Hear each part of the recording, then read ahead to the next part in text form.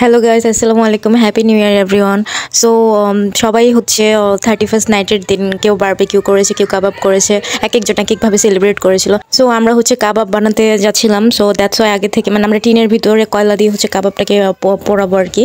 So এটা হচ্ছে সেই টিন। আর এখানে হচ্ছে মুরগির অনেকগুলো মাংস কেটে কেটে পিস করে দেন হচ্ছে মশলার সাথে 2 ঘন্টা মেরিনেট করে রাখা হয়েছিল। সো দেখতেই পারতেছেন অনেকগুলো মশলা দিয়ে আদা রসুন দিয়ে পানি দিয়ে ভালো করে মেরিনেট করে রাখা হয়েছিল, ঢেকে, যাতে হচ্ছে মশলার ঝাঁজটা না চলে যায়, যাতে ঢেকে ঢেকে রাখলে আর কি মশলার ইয়েগুলো পরিপূর্ণভাবে মিক্সড হয়।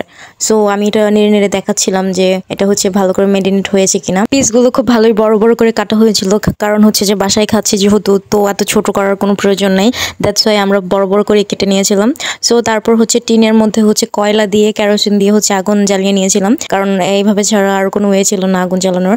তারপর হচ্ছে কিছুক্ষণ আগুন জ্বলতে রেখে দিয়েছিলাম, কারণ হচ্ছে যে যখন টিনটা গরম হবে, যখন আগুনটা হচ্ছে একদম জ্বলতে থাকবে একটানা, তখনই হচ্ছে এই যে আমরা শিকের মধ্যে হচ্ছে কাবাবগুলো দিয়েছিলাম শিকে আর কি, টিনের উপরে দিয়ে হচ্ছে পোড়ানোর জন্য। সো একটা শিকে হচ্ছে 4 পিস করে কাবাব দিয়েছিলাম, যাতে হচ্ছে কাঁচা না থেকে যায়, কারণ একটা শিকের ভিতর যদি বেশি করে দেই তারপর হচ্ছে সামনে দিয়ে পিছন দিয়ে আগুন লাগবে না। সো আগুনের তাপটা না লাগলে তো আর সিদ্ধ হবে না মাংসগুলো। সো দ্যাটস ওয়াই 4 পিস করে দিচ্ছিলাম, আর যাতে হচ্ছে ভালো করে সিদ্ধ হয়। যখন কয়লাটা ভালো করে গরম হয়ে একদম লাল লাল দেখতেই পারতেছেন জ্বলতেছে, তো তখন হচ্ছে শিকগুলো হচ্ছে দিয়ে দিয়েছিলাম।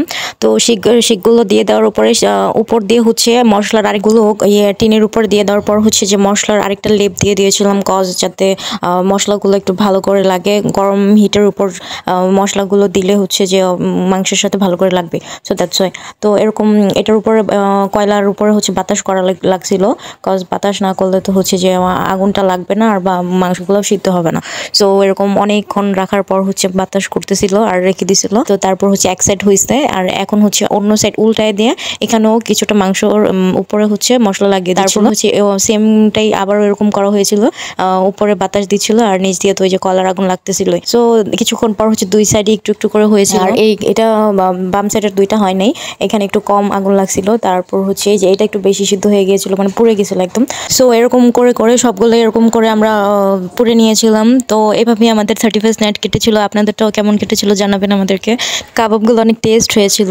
অবভিয়াসলি এটা হচ্ছে ফার্মের মুরগির কাবাব ছিল, দ্যাটস ওয়াই হয়তো মাংসের কারণে বেশি টেস্ট হয়েছিল। সো দেখতেই পারতেছেন কতটা ইয়ামি দেখা যাচ্ছে।